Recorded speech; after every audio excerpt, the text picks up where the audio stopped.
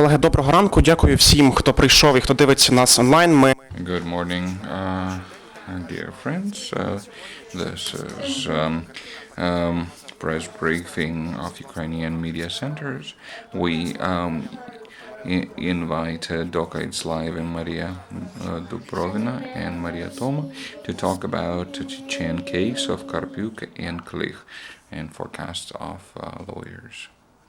Thank you. Good morning. Thank you for dedicating time this Saturday. This is an important topic, and I will just give you a brief introduction of these two lawyers. Maryna Dubrovina joined the case of Stanislav Klykh in summer of this year. It was a miracle for her to join this case before the completion of pre-trial investigation. Dokka Itslayev joined in September after a pre-trial investigation was complete. It's 1 year since the detention of Mykola. Novikov joined after Mykola Karpiuk. He tried to join the case, but it was not successful. I'd like to also underline that Maryna Dubrovina and Dokka Itslayev, this is a political case for them, but not the first one. They've done many other cases before, so welcome our lawyers.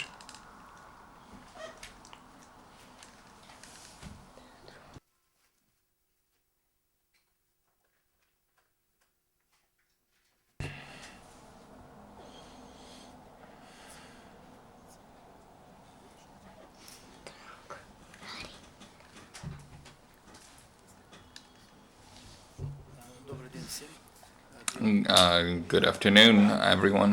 I don't speak Ukrainian very well, just began learning it, so my apologies. I didn't understand everything that Maria said, so I'd like to tell you about the case, talking about the situation we have in Chechnya concerning the case of Karpiuk and Klykh. I'd like to underline that this work in Ukraine is very important. We need to gather evidence. We came here with Maryna Dubrovina for this specific purpose.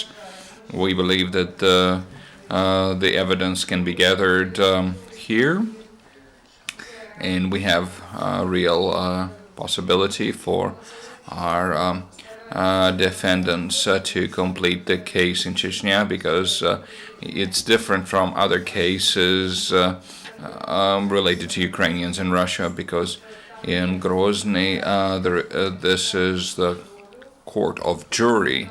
So in case of Stanislav Klykh and Mykola Karpiuk, the case would be reviewed by the jury. That's a difference from other cases, other proceedings. So our task is to gather evidence here that neither Karpiuk nor Klykh participated in atrocities that they're accused of. Our task is to make sure that Ukrainian government, Ukrainian public would know that it's necessary to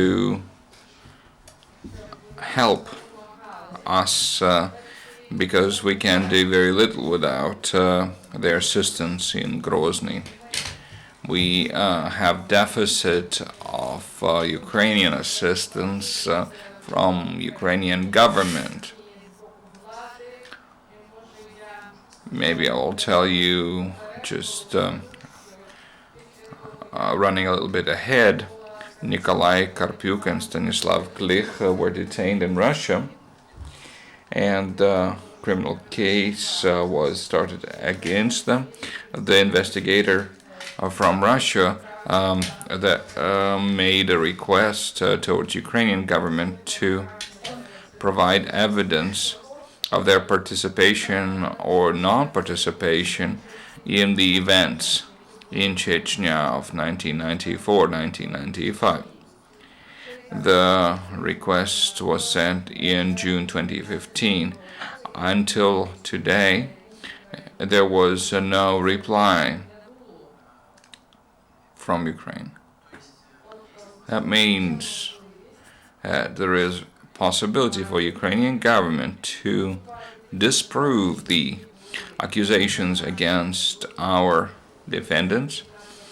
There is a procedure foreseen by Criminal Code of Russia, and our visit here is to make sure that there is such a response from Ukrainian government, and we also would like to gather other evidence that I would not detail at the moment, but we try to work in this direction.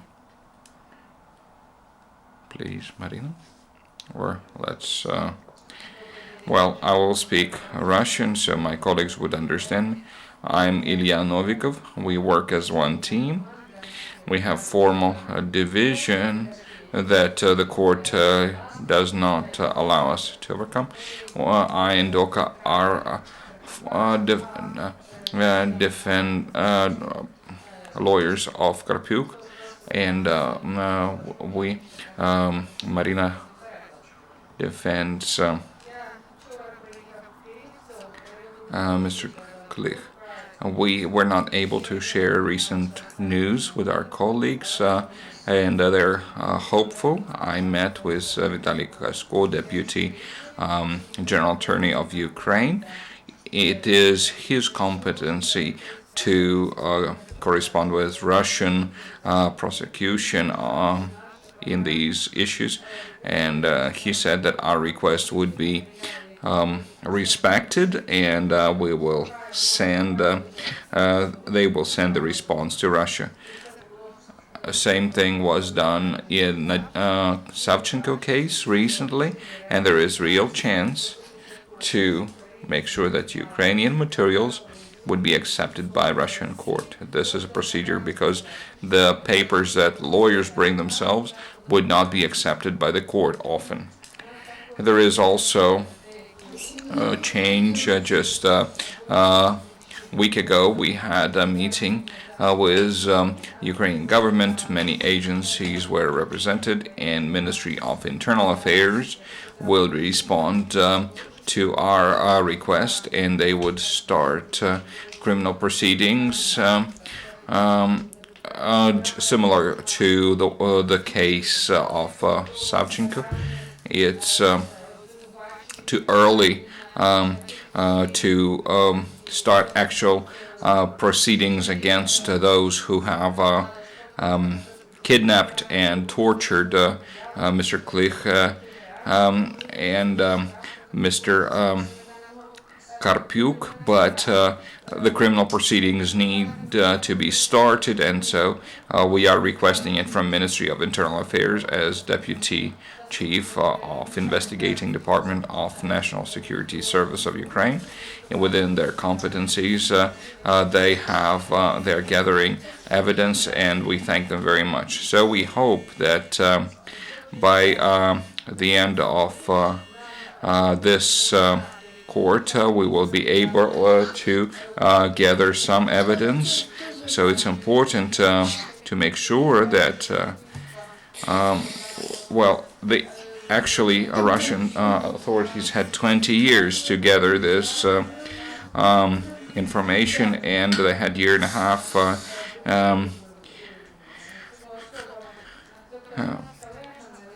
to work through the materials. We have only weeks to work, and it's hard to get enough information over 2 months compared to what Russian investigators gathered over 20 years. But process will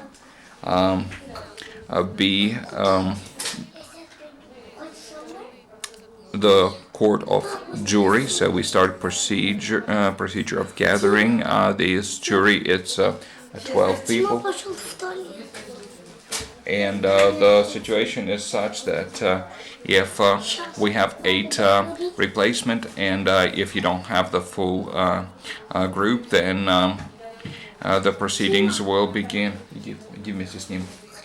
and the case will be closed because we had 8 replacements and now we have only 4 replacement juries. If we lose 5 more, people get sick, and without political pressure, then it will be less than 12, and everything will begin from the start. So we don't know how much time we have. We don't know whether we'll be able to complete from the first term, but we have 1 month together. The materials, if we have more, I don't know if we'll have more time or less time. We don't know for sure. I will tell you about recent news in the case. Now, before the jury, Stanislav and Karpiuk were investigated, and we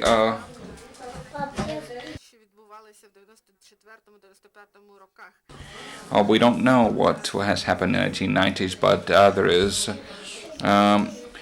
order that preliminary information is given. It was given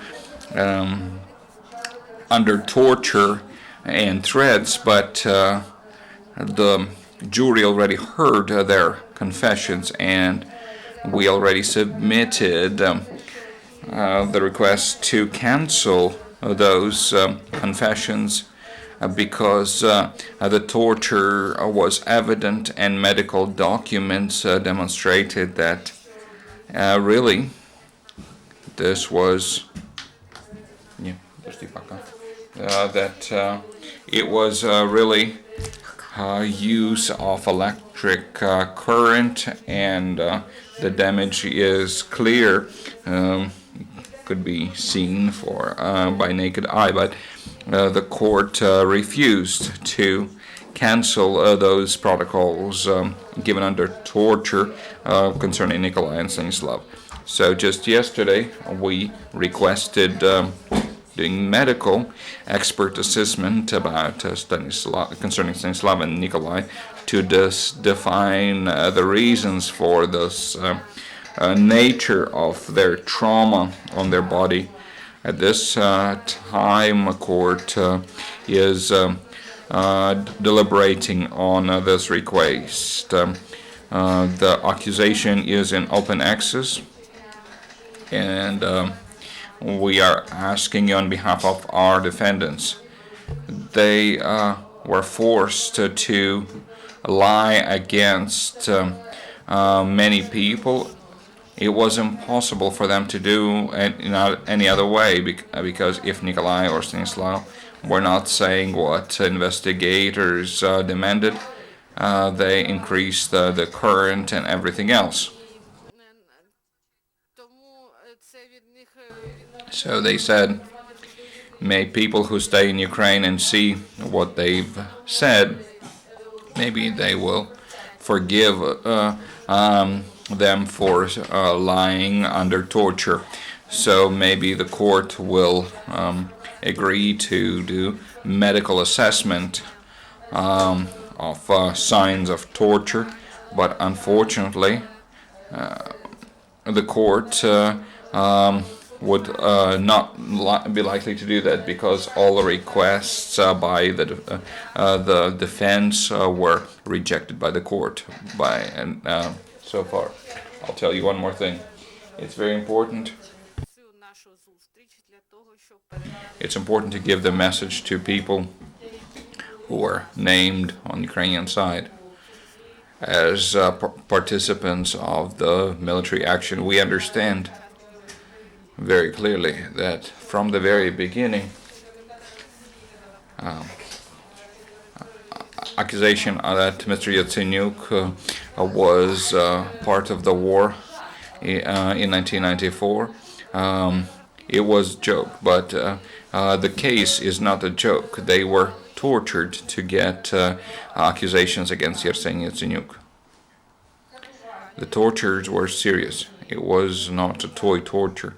And I hope very much that Arseniy Petrovich and other people who were accused, who were lied against, I hope they will demonstrate certain care in the story, and they will help us to get justification of Stanislav and Nikolai, because much of the evidence is circumstantial, and it's hard for the jury to see who lies and who says the truth. And if Arseny Petrovich will not limit themselves that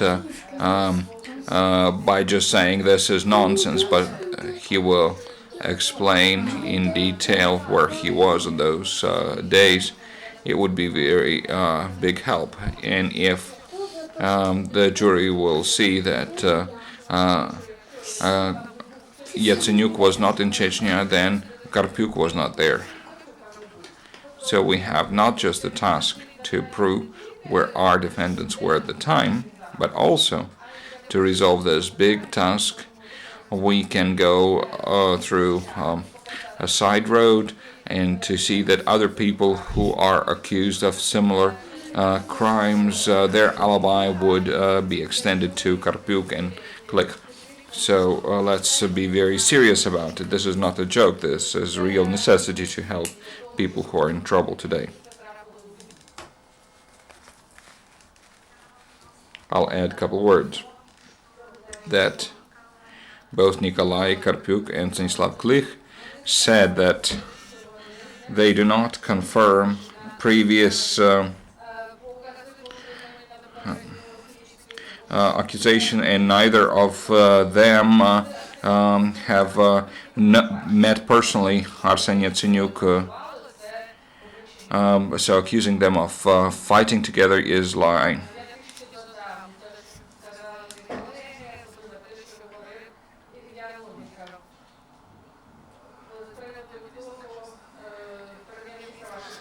Talking about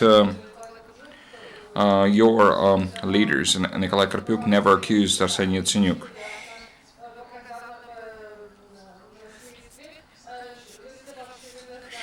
When he was questioned during investigations, he said, "I don't know what's the answer to the question."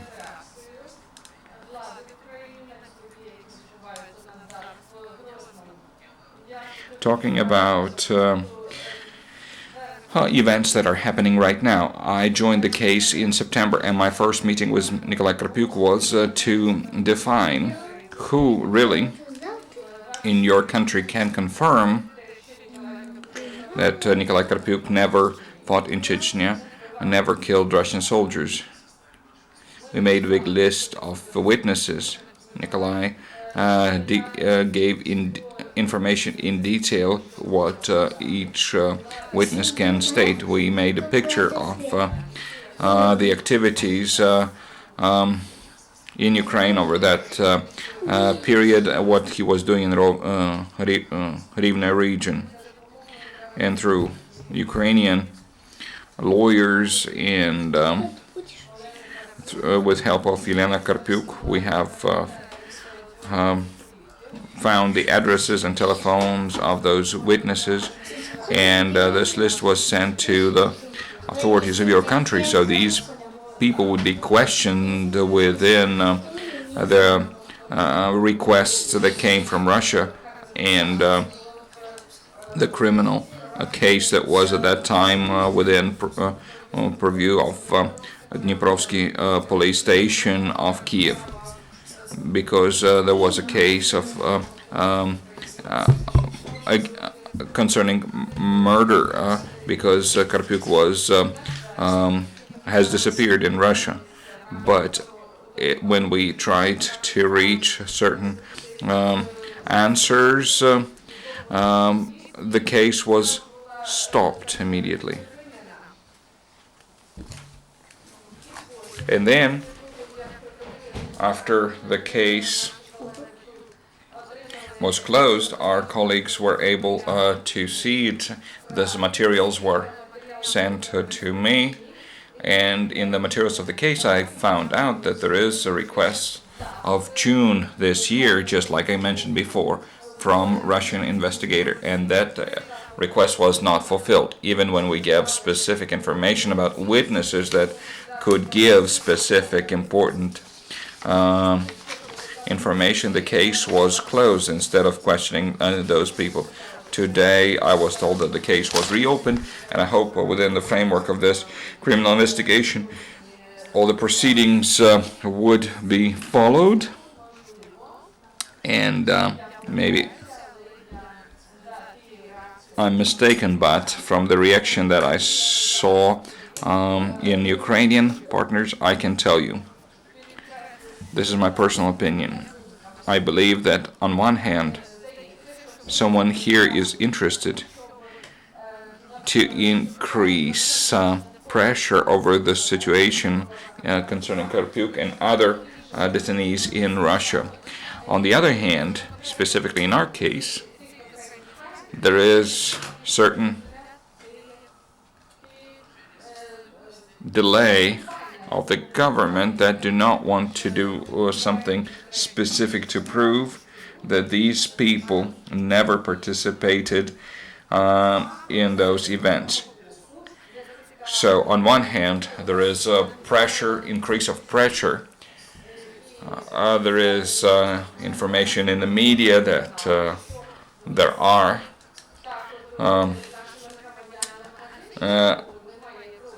there is wrongdoing against our citizens in Russia, but there is nothing that is done to prove innocence of those people. Talking about politics, for your country, it would be much more attractive if politicians and public officials could speak on the matter based on facts, that we have gathered evidence that these people have never been in Chechnya, but instead of going into specific work, there is just general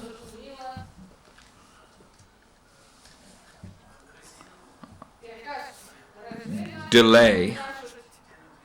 They're just delaying the actions, waiting for verdict instead of working specifically to save their citizens.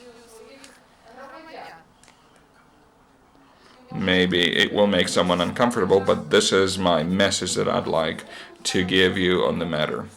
So our presence here is related to the fact that we need to show necessity in Kiev and in Ukraine, that we cannot do much without your help.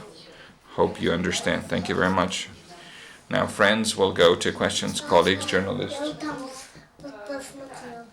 Do you have questions? First, the national news. Who can give such evidence here, and what kind of evidence that can be? For example, Mykola Karpiuk in 1994, since December until April of 1995, gave press conferences in Rivne. There is a public house where people gathered and press conferences were given. There were journalists. They saw Mykola Karpiuk there. If those people came and gave testimony that they've seen him there during that time, that would be real evidence. There are many witnesses. Over that time, Nikolai's mother was sick. He was working on her treatment. He was traveling with her. And there are people who can say that he was at home helping his mother get better. There were people who attended the funeral. Later, there is a witness that Nikolai celebrated birthday in New Year, 94, 95. He celebrated New Year with friends. These people can testify. So if there are questions, there would be evidence. But talking about Stanislav Klykh, over that time, he was studying in institute. There are courses that he has taken, exams that he was passing. There are colleagues who studied with him, if they felt their responsibility, they could come to the investigative agencies to be questions on the matter. It would be help for Stanislav. So there are some elementary things that could be done easily and without delay. Oh, you said that the government is waiting for the verdict. What reaction is lacking? Who needs to react? Law enforcement, police, prosecution, president, prime minister. Who needs to react? We have request from investigator from Russia, where investigator asks for certain evidence, and this request needs to be fulfilled. If the witnesses are questioned and the statements could be sent to Russia, that's one thing. The other thing, through a general prosecution, there is procedure to make sure that these documents are sent to Russia. So there are different possibilities of providing this evidence to Russia, but it would be important to do something within the procedures. If Russian Federation authorities would refuse to accept this evidence, then they could give it to us. Like I addressed Consul General in Rostov to help getting the response to that request, to make sure I receive a copy of the letter sent from Ukraine, so I can provide this evidence to the court in Chechnya. So there is real possibility to do things. I'd like to clarify another thing. We have another line that we hope to implement, in addition to people who can confirm that they saw Mykola and Stanislav here in Ukraine. There is a small group of people who were really in Chechnya, who can confirm that they have not seen those gentlemen there. Because Igor Mazur, for example, who does not deny that he was in Chechnya at that time, he gave interview on the matter.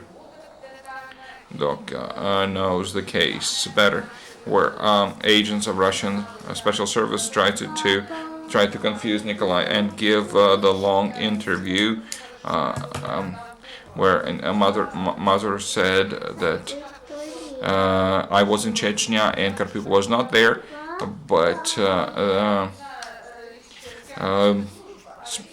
these investigative services can lie, but there is truth that can be given in Ukraine, and those statements could be used, if not in proceedings in Grozny. I understand that Chechnya court can ignore it, to say that these documents are extremist or something. There was a similar case from Oleg Sentsov, where a certificate from the Pravy sector was not, that Oleg Sentsov is not part of it. This certificate could not be joined to the case because it's extremist organization according to Russian legislation. But we have European Court of Human Rights, and we gathered dossier not just for the Russian court but for the further instances, and we need to include every possibility to win this case.